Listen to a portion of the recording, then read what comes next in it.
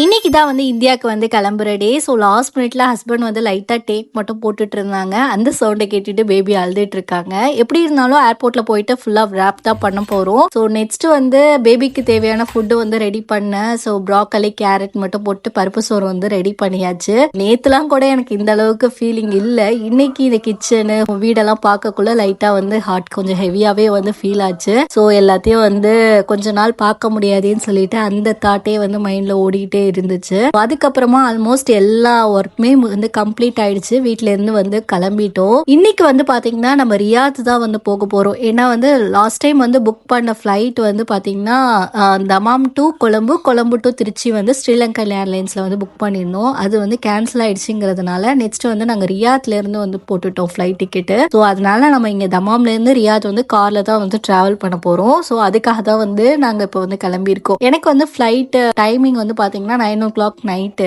ஆனால் நம்ம ஏர்போர்ட்டுக்கு ஒரு 7 o'clock 6:30 to 7 o'clock நம்ம வந்து ஏர்போர்ட்ல இருக்கணும். அதுக்கேற்ற மாதிரி நாங்கள் கிளம்பியிருந்தோம். ஸோ அதுக்கப்புறமா கார்ல ஏறிட்டு பேபிக்கு ஃபுட்டை வந்து கொடுத்துட்டு அவங்களையுமே தூங்க வச்சாச்சு. நம்மள மாதிரி நிறைய பேர் வந்து தமாம்ல இருந்து ரியாத்துக்கு தான் வந்து ஃபிளைட் வந்து புக் பண்ணியிருந்தாங்க.